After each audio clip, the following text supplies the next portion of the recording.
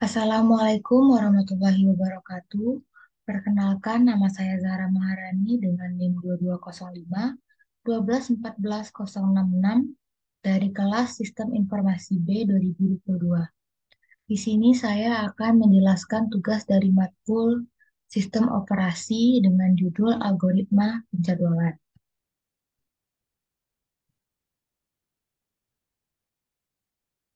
Yang pertama, pengertian algoritma penjadwalan. Penjadwalan berkaitan dengan permasalahan memutuskan proses mana yang akan dilaksanakan dalam suatu sistem. Proses yang belum mendapatkan jatah alokasi dari CPU akan mengantri di ready queue. Algoritma penjadwalan berfungsi untuk menentukan proses manakah yang ada di ready queue yang akan dieksekusi oleh CPU. Pengertian algoritma penjadwalan. Penjadwalan CPU merupakan proses menentukan antrian yang siap untuk dieksekusi oleh CPU. Penjadwalan mengatur banyaknya sumber daya agar dapat bekerja dengan lebih optimal. Penjadwalan merupakan sekumpulan mekanisme sistem operasi yang berkaitan dengan urutan kerja proses yang sering dilakukan pada sebuah sistem komputer. Mengapa kita harus Mengapa harus ada scheduling? Yang pertama adalah agar setiap proses dapat dilayani secara seimbang atau adil. Yang kedua, agar tidak terjadi starvation. Yang ketiga, agar efisien dalam penggunaan waktu prosesor. Yang keempat adalah agar dapat meminimalkan terjadinya overhead. Yang kelima, supaya supaya response time dapat terpenuhi. Yang keenam, supaya dapat memaksimalkan throughput. Yang keenam atau yang terakhir adalah untuk menghindari terjadinya deadlock. Ada tiga tipe penjadwalan. Yang pertama itu adalah penjadwalan jangka pendek. Penjadwalan jangka pendek bertugas menjadwalkan alokasi prosesor di antara proses-proses ready di memori utama. Sasaran utama penjadwalan adalah memaksimumkan kinerja untuk memenuhi satu kumpulan kriteria yang diharapkan. Yang kedua adalah penjadwalan jangka menengah. Penjadwalan jangka menengah telah dieksekusi. Maaf, setelah dieksekusi, proses dapat dihentikan. Proses yang tertunda tidak dapat berakhir hingga kondisi yang menyebabkan penundaan dihilangkan. Agar luas memori dapat bermanfaat, beberapa proses dipindahkan dari memori utama ke memori sekunder. Aktivitas pemindahan proses yang tertunda ini disebut dengan swapping. Penjadwalan jangka menengah menangani proses-proses swapping. Yang ketiga adalah penjadwalan jangka panjang. Penjadwalan jangka panjang bekerja terhadap antrian batch dan memilih batch berikutnya yang harus dieksekusi. Batch adalah proses-proses dengan penggunaan sumber daya intensif yaitu waktu, prosesor, memori, perangkat, input-output, dan biasanya berprioritas rendah. Ada dua macam algoritma penjadwalan. Yang pertama adalah penjadwalan non-preemptive, yaitu merupakan proses dialokasikannya waktu untuk penggunaan CPU. Proses lain tidak dapat mengambil alih CPU sampai proses tersebut selesai. Yang kedua, penjadwalan preemptive, yaitu ketika proses dialokasikan waktu CPU, proses lain dapat mengambil alih proses tersebut sehingga proses dihentikan sebelum selesai dan harus menunggu alokasi waktu CPU untuk proses tersebut tiba. Algoritma-algoritma penjadwalan. Algoritma-algoritma yang menerapkan strategi primitif antara lain adalah round robin, shortest remaining first, priority scheduling, and guaranteed scheduling. Dan yang kedua adalah algoritma-algoritma yang menerapkan strategi non-primitif. Antara lain yaitu first in, first out, atau first come, first serve, shortest job first, highest ratio next, and multiply feedback queue. Yang pertama kita akan membahas algoritma primitif. Yang pertama yaitu, yang nomor satu yaitu round robin. Round robin merupakan penjadwalan yang paling tua, sederhana, adil, dan banyak digunakan. Algoritmanya mudah diimplementasikan. Penjadwalan ini bukan Penjadwalan ini bukan dipresentasikan oleh proses lain, tapi oleh penjadwal berdasarkan lama waktu berjalannya proses atau frame by time. Penjadwalan tanpa prioritas berasumsi bahwa semua proses memiliki kepentingan yang sama, sehingga tidak ada prioritas tertentu. Semua proses dianggap penting, sehingga diberi sejumlah waktu oleh time proses yang disebut wanta atau kuantum atau time slide di mana proses itu berjalan. Jika proses masih running sampai akhir kuantum, maka CPU akan mempercepat proses itu dan memberikannya ke proses lain. Penjadwalan membutuhkan Penjadwal membutuhkannya dengan memelihara daftar proses dari runnable. Ketika kuantum habis untuk satu proses tertentu, maka proses tersebut akan diletakkan di akhir daftar atau list. Kelemahan dari round robin scheduling adalah performa, performansi lebih buruk dibandingkan FCFS jika ukuran slot lebih besar daripada ukuran proses terbesar. Yang kedua, dapat terjadi overhead berlebihan jika ukuran setiap slot terlalu kecil. Yang ketiga, proses I/O bound mendapatkan waktu layanan lebih sedikit. Solusi dari kelemahan RR scheduling adalah round robin dimodifikasi menjadi virtual round robin atau VRR dengan menambahkan sebuah antrian yang disebut memory antrian auxiliary. Kelebihan dari round robin scheduling adalah dapat menghindari ketidakadilan layanan terhadap proses kecil seperti yang terjadi pada FCFS. Yang kedua, response time lebih cepat untuk proses berukuran kecil. Yang ketiga, dapat mencegah starvation. Yang keempat, overhead kecil. Jika ukuran proses rata-rata lebih kecil dibandingkan ukuran kuantum atau slot. Berikut adalah contoh dari round robin scheduling.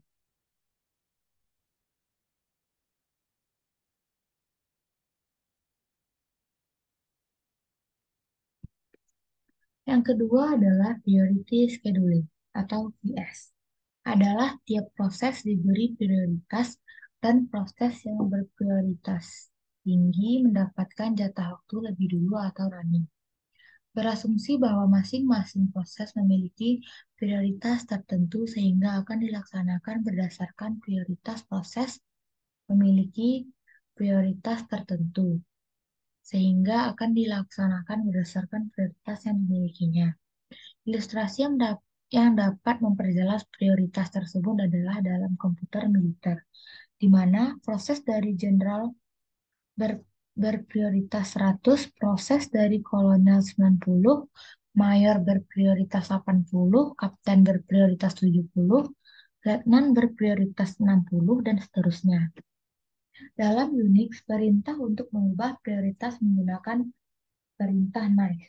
Kelemahan priority scheduling adalah dapat terjadinya infinity blocking, yaitu suatu proses dengan prioritas yang rendah memiliki kemungkinan untuk tidak dapat dieksekusi jika terdapat proses lain yang memiliki prioritas lebih tinggi darinya. Kelebihan dari priority scheduling adalah dapat mempercepat pekerjaan yang menjadi prioritas dan mengabaikan pekerjaan lain sehingga lebih efisien. Pemberian prioritas diberikan secara dua, yaitu statis dan dinamis. Yang pertama, statis atau static priorities. Berarti prioritas tidak berubah. Keunggulannya adalah mudah diimplementasikan dan mempunyai overhead relatif lebih kecil.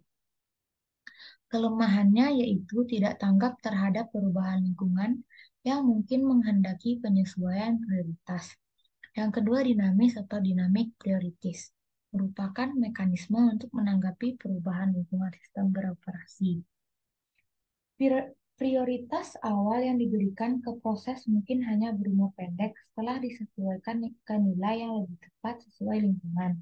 Kelemahannya adalah implementasi mekanisme prioritas dinamis lebih kompleks dan mempunyai overhead lebih besar. Overhead ini diimbangi dengan peningkatan daya tanggap sistem. Contoh dari priority scheduling sebagai berikut.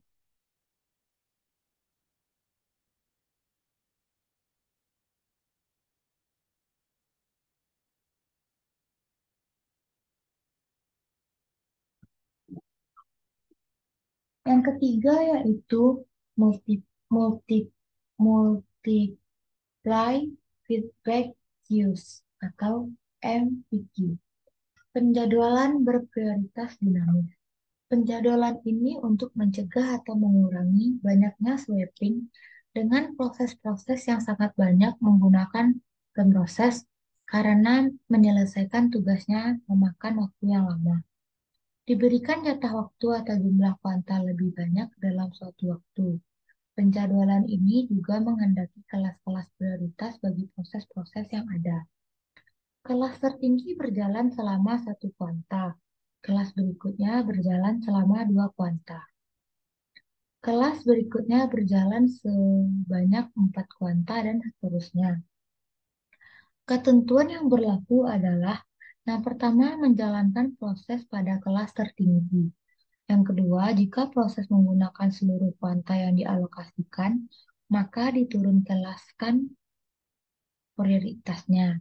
Yang ketiga, proses yang masuk untuk pertama kali ke sistem langsung diberi kelas tertinggi. Mekanisme ini mencegah proses yang perlu berjalan lama, swapping berkali-kali, dan mencegah proses-proses interaktif yang singkat dan harus menunggu lama. Yang keempat adalah Shortest Remaining First atau SRP. Merupakan penjadwalan berprioritas dinamis. Prinsip untuk time sharing melengkapi SDF. Pada SRF, proses dengan sisa waktu jalan diestimasi terendah dijalankan, termasuk proses-proses yang baru tiba. Pada SJF, begitu proses dieksekusi, proses dijalankan sampai selesai. Pada RSF, proses yang sedang berjalan atau running dapat diambil alih proses baru dengan sisa waktu jalan yang diestimasi lebih rendah.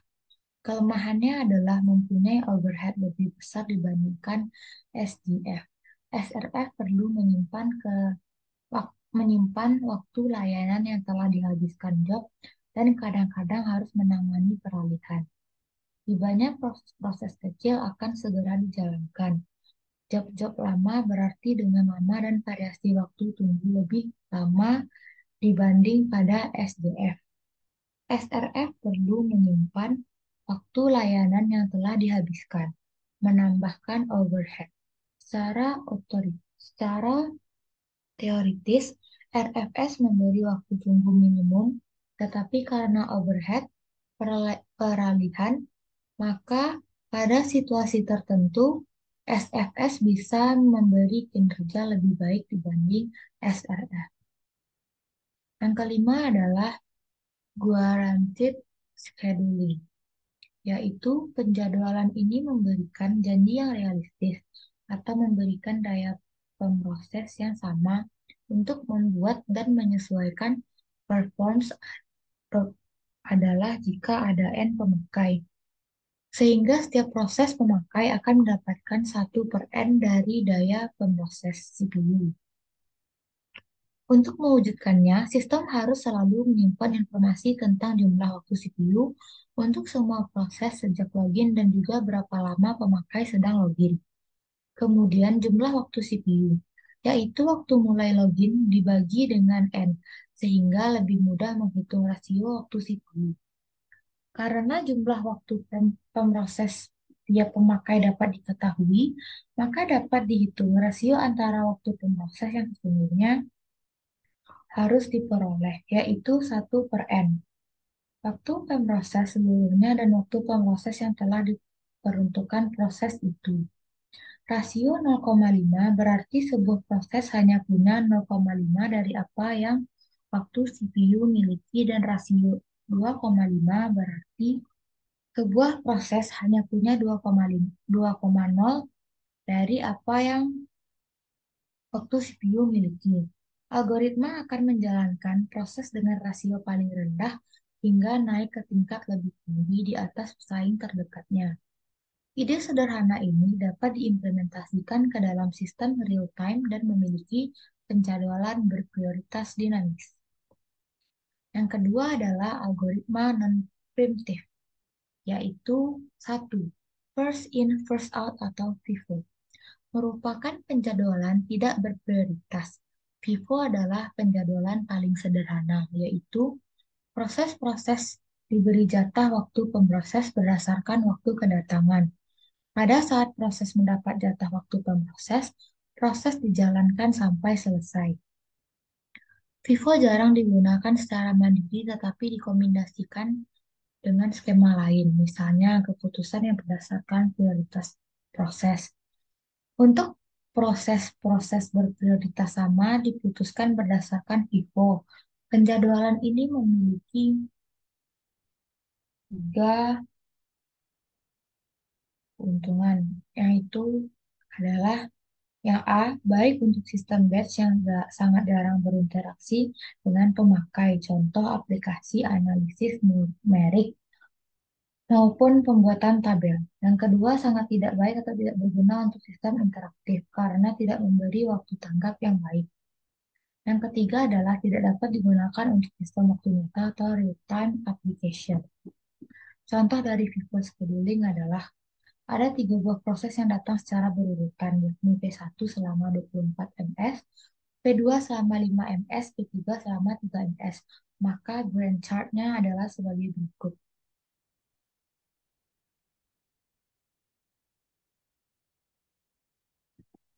Yang kedua adalah Shortest Job First atau SJF. Penjadwalan ini mengasumsikan waktu jalannya proses sampai selesai diketahui sebelumnya. Mekanismenya adalah menjadwalkan proses dengan waktu jalan terpendek lebih dulu sampai selesai, sehingga memberikan efisiensi yang lebih tinggi dan turnaround time rendah dan penjadwalannya tak berprioritas. Contoh dari shortest job first adalah jika terdapat 4 proses job yaitu A, B, C, D dengan waktu jalannya masing-masing adalah 8, 4, 4, dan 4 menit. Apabila proses-proses tersebut dijalankan, maka turnaround time adalah 8 menit. Untuk B adalah 12 menit, untuk C adalah 16 menit, dan untuk D adalah 20 menit. Untuk menghitung rata-rata turnaround time, seluruh proses adalah dengan menggunakan rumus. Yaitu rumusnya adalah 4A ditambah 3B ditambah 2C tambah 1D per 4. Dengan menggunakan rumus, maka dapat dihitung turnaround time-nya sebagai berikut. Tetapi belum memperhatikan shortest job first. Yaitu adalah 4A tambah 3B tambah 2C tambah 1D per 4. 4 dikali 8 ditambah 3 kali 4 ditambah 2 kali 4 tambah 1 kali 4 per 4. Hasilnya adalah 32 tambah 12 ditambah 8 ditambah 4 per 4. Sama dengan 56 per 4, yaitu 14 menit. Apabila keempat proses tersebut menggunakan penjadwalan shortest job first, maka turnaround time untuk B adalah 4, untuk C adalah 8, untuk D adalah 12, dan untuk A adalah 20. Sehingga rata-rata turnaround time-nya adalah sebagai berikut, yaitu 4A ditambah 3B ditambah 2C tambah 1D per 4 sama dengan 4 dikali 4 ditambah 3 dikali 4 tambah 2 dikali 4 tambah 1 dikali 4 per 4 sama dengan 16 ditambah 12 ditambah 8 ditambah 8 per 4. Hasilnya adalah 44 per 4, yaitu 11 menit. Yang ketiga adalah Highest Ratio atau Next HRN. Merupakan penjadwalan berprioritas dinamis. Penjadwalan untuk mengoreksi kelemahan SDF adalah strategi penjadwalan dengan prioritas proses tidak hanya merupakan fungsi waktu layanan, tapi jumlah waktu tunggu proses. Begitu proses mendapat jatah pemroses, proses berjalan sampai selesai. Prioritas dinamis HRN dihitung berdasarkan rumus, yaitu prioritas sama dengan waktu tunggu ditambah waktu layanan per waktu layanan. Karena waktu layanan muncul sebagai pembagi, maka job lebih pendek berprioritas lebih baik. Karena waktu tunggu sebagai pembilang, maka proses yang telah menunggu lebih lama juga mempunyai kesempatan lebih bagus. Disebut HRN karena waktu tunggu ditambah waktu layanan adalah waktu tanggap, yang berarti waktu tanggap tertinggi yang harus dilayani. Saya salah meletakkan contoh. Ini adalah contoh dari shortest job first. Jadi ini adalah soalnya dan ini adalah gambar. Ya, sekian yang dapat saya sampaikan. Jika ada kata yang salah, saya mohon maaf. Terima kasih banyak. Assalamualaikum warahmatullahi wabarakatuh.